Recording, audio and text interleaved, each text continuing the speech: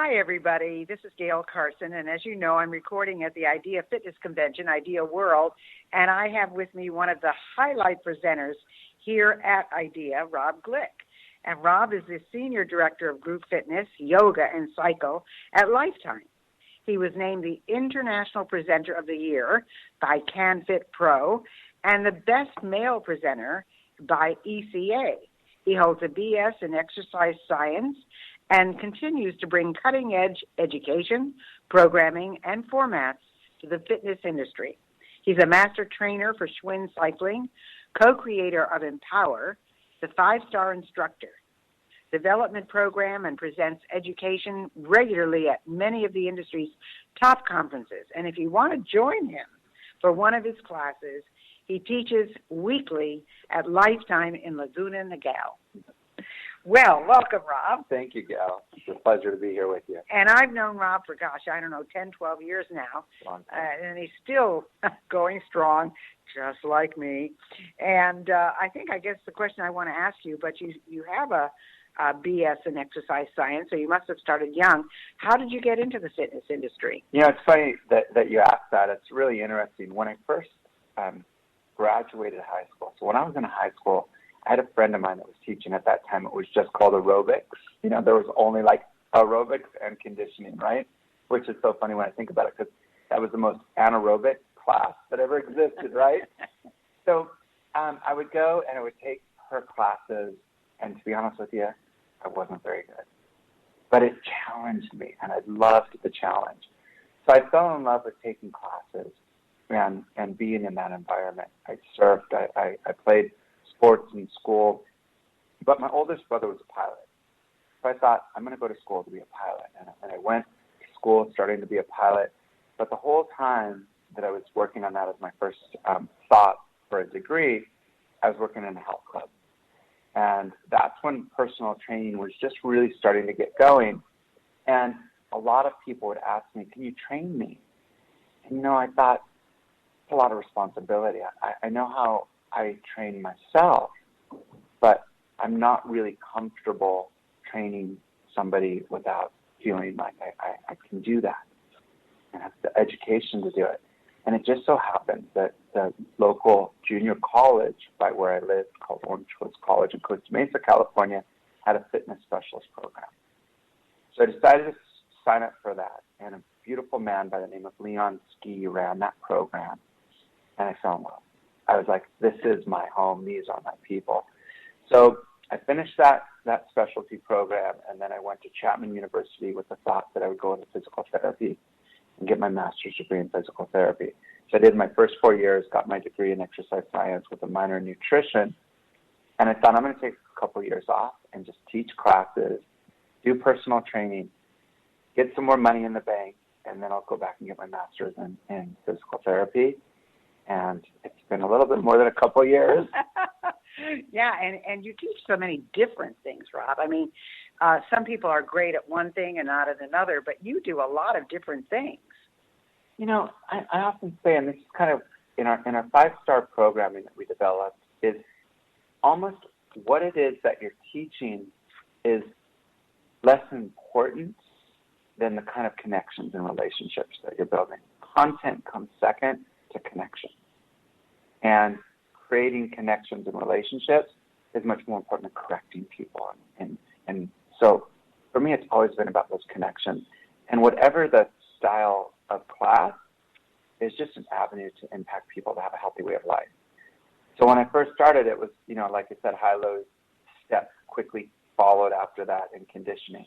And I loved those classes. And I loved just training and working with people who came to you because they were in a place in their life where they said, I want to make a change.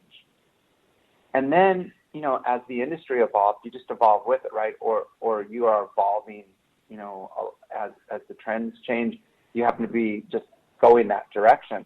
So, it's just kind of, as I looked at what I want to do next, we were doing a lot of conditioning, a lot of interval training. And then for my own body, I started doing a lot of yoga. I lived here in LA, and I started just doing a lot of yoga, and it was kind of like my dirty little secret. You know, it's like I'm teaching all these steps. And yeah, I was going to say, I never knew you did yoga. Yeah. At Voice and these other wonderful places. And then I would go and take yoga for me. And so for a lot of years, it was like, that was my like best kept secret. And people would ask me, why aren't you teaching yoga? And I was like, that's kind of my thing, right? And not until, honestly, when people started, getting into this separation, well, like yoga should be done in yoga studios and not in health clubs. And I'm like, no. Yoga should be done everywhere. Yoga should be done on the street corner. Yoga should be done. So then that's when I said, okay, I really want to start to have a voice and an opportunity to bring yoga to more people wherever they are, whether they can get to a shala, a particular yoga studio, or go to a health club. So what is your personal vision for the fitness industry? That's a really interesting question. Honestly, and it's so funny because back when I started, I have to say, I was young, of course, coming out of high school, and it was a very egocentric job, right? Like loving to be in front of people, loving to be on stage, if you will. And now, as hopefully I've evolved a little bit, it's so much about just impacting people to have a healthy way of life. And my personal vision is I love to keep creating programming that can just touch more people. And when I look at things even like, let's take Zumba, for example, I'm so in love with stuff like that because the number of people that are brought into the fitness industry for the first time doing something active is wonderful. And so my personal vision is just to always keep trying to look for new ways to get more of the population to be healthy and active. Well, that's a good vision. So when you kind of mentioned how your career changed over the years, but I mean, you mentioned aerobics, and of course I remember the word very well. Yeah. And it's not so much now. We don't see people doing many step classes anymore, or even high-low anymore. Yeah, it's really funny, right, how things change. And we're on a very, as you know so well, in this interval training mode, right? So the Tabata and all the different HIIT formats. And they're great because people have less time and they want to get more done in less time. But I also think it's a cycle, right? Like really smart training, just like how we, people are always pretty smart with their muscular system and thinking, okay, I don't want to train the same system 2 days in a row. That's going to come back around in cardio, right? So people will be more intelligent to say, okay, if I do high-intensity cardio on Monday, I probably shouldn't do that to my body again until Thursday. Mm-hmm. But on Tuesday and Wednesday, it'd be good for my body to do some lower, moderate, long-duration training. And back then, when we were doing step and cardio dance, really, it was more consistent, moderate training, right? Mm-hmm. And so then HIIT came out, and so now people got really used to that. And I think it'll come full circle where people will have their HIIT days and their steady days, all integrated with whether it's meditation or yoga or their strength training, to have a really well balanced approach to a healthy life. Well, you mentioned not to do all these things every day. Yet, as a fitness instructor, I mean, some of you guys, you do 3, 4, 5 classes in a day often, and you really work at them. So what do instructors go through with their bodies, Yeah, that's another really wonderful thing that's evolved in the fitness industry. So obviously when I first started teaching, a 60-minute class meant mostly I did 60 minutes of the workout with my students. And nowadays, the way the formats are, I really think, and I kind of use this sometimes, but when I started, we were instructors. An instructor starts with I, but now we're coaches. And as coaches, it's really about saying, how can I bring the best out of the people in front of me? Nothing to do with me at all. And in that, maybe I work out with them 30 or 40% of the time. So, and there's certainly, like yoga, I don't do any yoga in my classes. I have to do my yoga practice separate to my classes because I'm a big believer and I need to be in the room, present for them, connected to them. And I also, this is just a personal approach to yoga, and it's not a right or wrong thing by any means, but I feel like when somebody models the whole time in a yoga class, it's as if this is how to do it right. And I want people to find it in their body. I want them to understand that it's not about a name of a pose like Virabhadrasana 1 or Warrior 1. It's about how should that pose go in my body, or what one of my favorite teachers often says is, don't use your body to get into a pose. Use the pose to learn more and get more into your body. And so sometimes I think when people get too caught up in how a pose is supposed to look from the outside, they forget about how it should feel from the inside. So in those classes, when I teach a lot of yoga, I don't do it with my students at all. Yeah. So really, you brought a lot of more mindfulness and more spirituality into your teaching as well. Yeah, it's kind of funny to watch the industry because, I know that people who listen to you often are very familiar with Todd Jerkin, for example. And here's Todd, who's, very works with a lot of high-end athletes, right?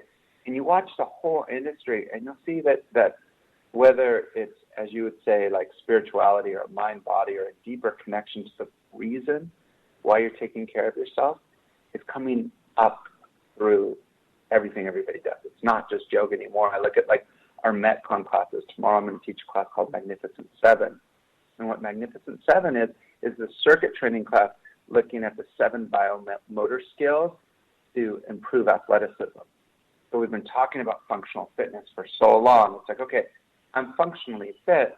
How do I improve my athleticism? And you see things like American Ninja Warriors, right? That's athleticism at its finest, right? That's these guys are such incredible athletes. So when I look at these kinds of levels of athleticism and really talk to train to it, it's deeper than just exercise, right? And the neat thing is that what people typically think of in yoga, it's happening in indoor cycling, right? You take a great indoor cycling class, and it touches your soul. It's much more than just, I worked my heart. I worked my heart, right? And so I see it across almost everything that people are doing that has meaning. That's interesting. Very interesting. Yeah. So is that what you're seeing a lot of change in the fitness industry becoming at this point? Or, where do you think it's going? Yeah, I would say that jokingly, there's a lot more heart and heart rate training, right? There's a lot more heart and conditioning. And I really do see that. I think that people understand that you have to be physically fit to have the life you want to have, to do whatever it is you want to do, whether it's just to have a better quality of life with your family and friends, or you have athletic aspirations. But that's it's your life is beyond the physical. It doesn't stop at the physical. Well, it's funny because I know that your wife is a physical fitness person as well. Right. In fact, you're doing a class with her here. Yes. And you have children. Yes. So are they into fitness, and what do they like to do? Because that's great. So my oldest daughter is 20 now, and she is actually here at the IDEA conference. For the first time or not? So she's been here kind of begrudgingly because Daddy dragged her here, right? But a wonderful teacher, I think you know Madonna Grimes, right? Mm-hmm. So Madonna Grimes has a foundation, and that foundation is to help, so many fitness instructors and fitness professionals are underinsured or don't have insurance. Mm-hmm. So she started a foundation to help raise money for people who might find themselves in, having an accident or a very serious medical emergency. And so my daughter's working her booth. Oh, wow, here. That's wonderful. And she fell in love with dance. So she danced, all through high school. My next daughter down, her name is Jordan, and she's 14. And she hasn't found her thing in fitness yet. She's a wonderful artist. And, she's very driven. But every time I ask her to come to the club with me, to go to Lifetime, to take a class, she doesn't want to do it. Interesting. Interesting. And then Kimberly and I have our son Tyler, and he'll be 4 at the end of August. And he's just a blast. He's just a bundle of energy. And luckily at that age, they want to go. Yeah, that's true. That's true. Yeah. So, what is your favorite class to teach? Because you teach so many different things. I know this is going to sound cliche, but my favorite class is the one I'm just about to start. It's the one I'm doing. So I teach classes, like I have classes